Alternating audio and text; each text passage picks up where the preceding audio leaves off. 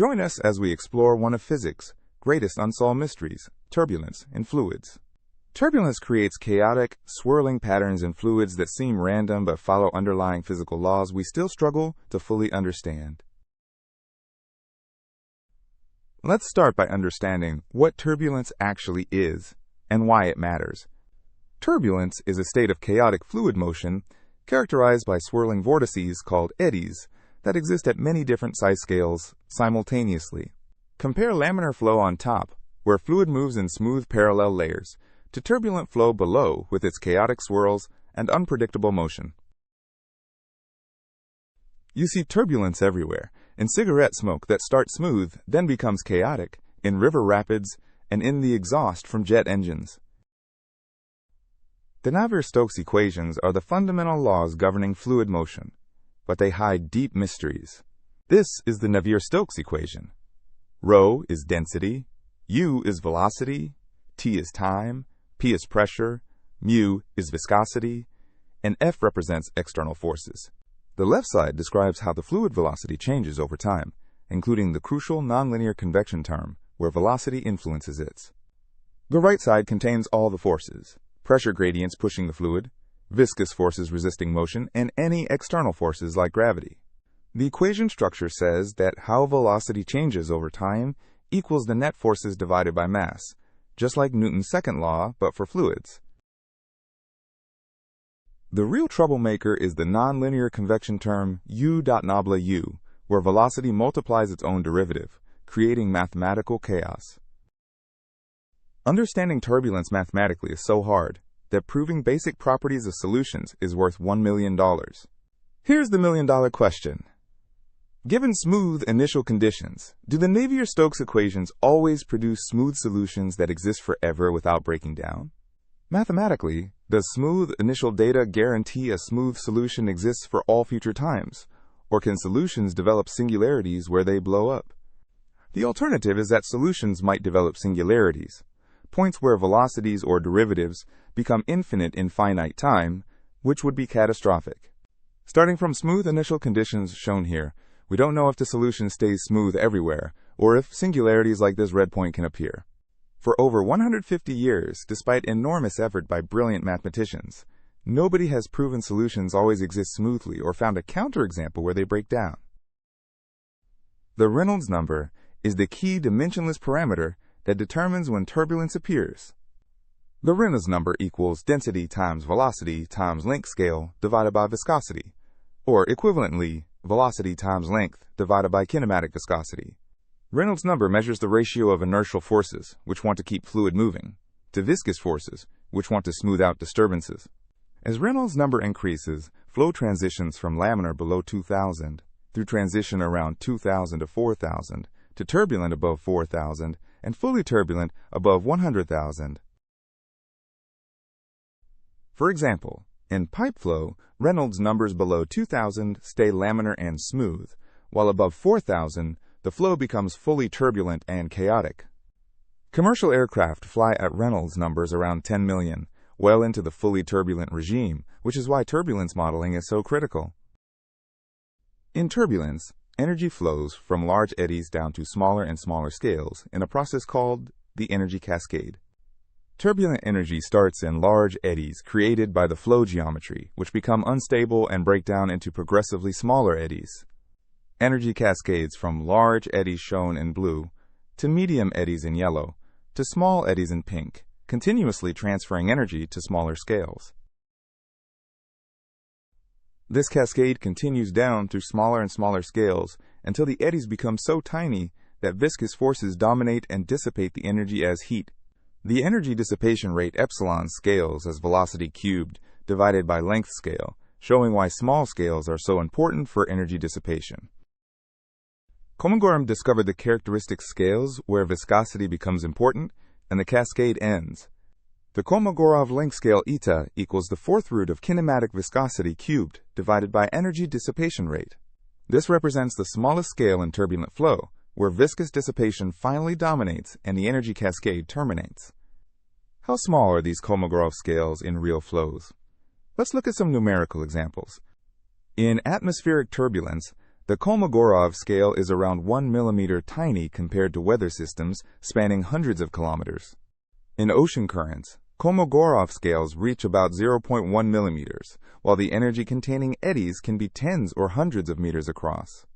The range of scales in turbulence is enormous, from large energy-containing eddies down through many intermediate scales to the tiny Kolmogorov scale.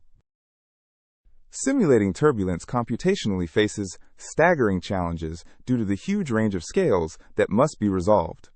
To directly simulate turbulence, you must resolve every scale from the largest energy-containing eddies all the way down to the Kolmogorov scale.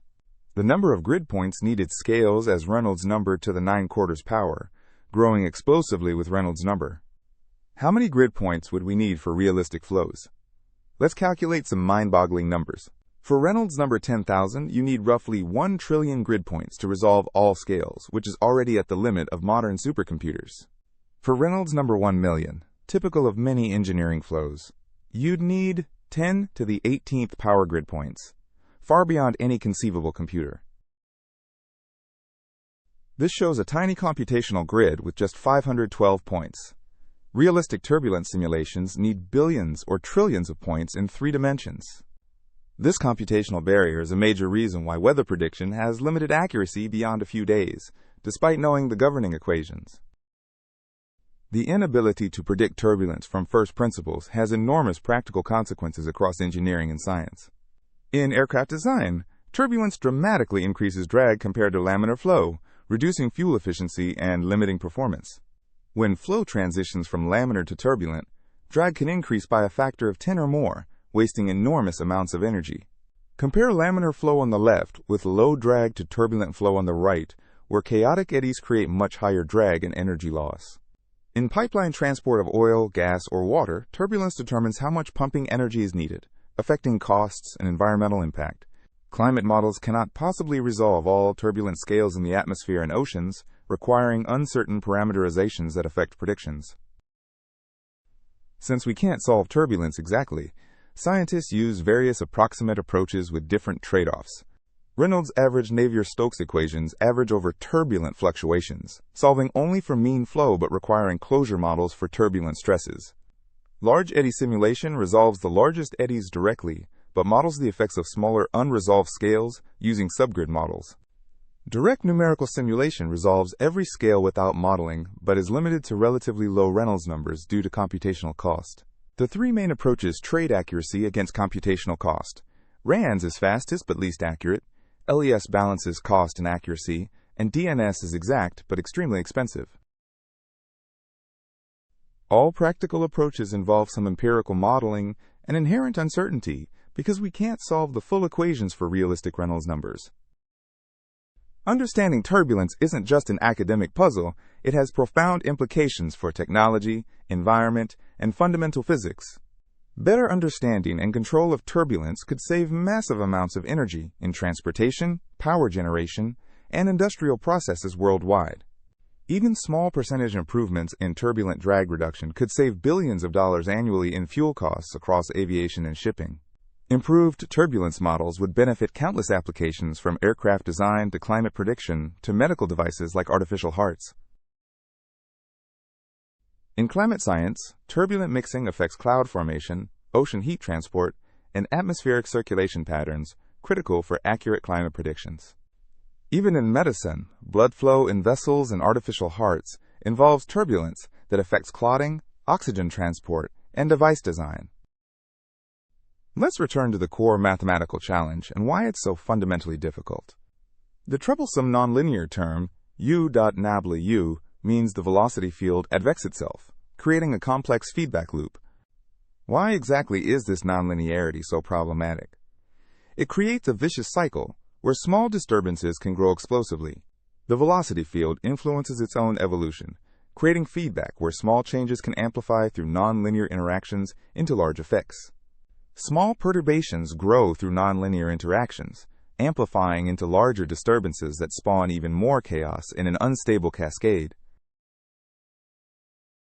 Unlike linear systems, turbulence can transfer energy both upward to larger scales through inverse cascade and downward to smaller scales through direct cascade.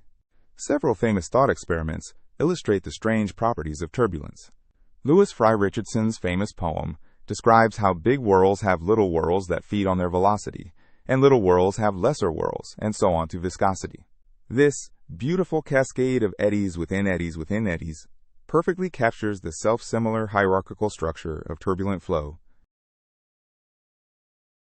This demonstrates the self-similar cascade structure where the same vortex stretching dynamics repeat at every scale from largest to smallest. Turbulence exhibits intermittency, where extreme events occur far more often than expected from Gaussian statistics. Turbulent flows show rare but intense bursts of concentrated vorticity that appear randomly in space and time, making prediction even harder. Most of the time, vorticity is relatively calm, shown by small blue spikes, but occasionally intense red bursts appear that dominate energy dissipation. These intermittent extreme events make statistical prediction very difficult because the probability distribution has fat tails far from Gaussian.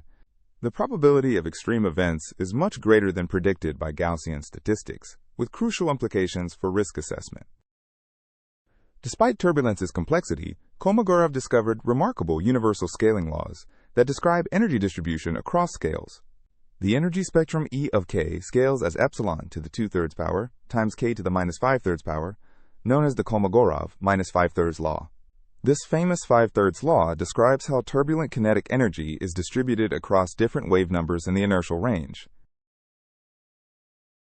The energy spectrum follows this beautiful power law decay with the characteristic minus 5/3 slope across the inertial range of scales. Remarkably, this scaling law holds for many different turbulent flows, from laboratory experiments to atmospheric turbulence to stellar interiors. Vortex stretching is the fundamental mechanism that generates small scales and intensifies turbulence. When vortex tubes are stretched by the background strain field, conservation of angular momentum forces them to become thinner and spin faster. The vorticity equation shows that vorticity omega evolves as omega.nabla u, the vortex stretching term that amplifies rotation. A vortex tube before stretching on the left becomes elongated and thinner on the right, with faster rotation indicated by the arrows. We have covered the basics of turbulence, from its definition to its universal scaling laws. Despite significant advances, turbulence remains an open problem in physics, with many mysteries still to unravel. Research into turbulence continues, driven by its importance in many fields and the potential for breakthroughs in understanding complex systems.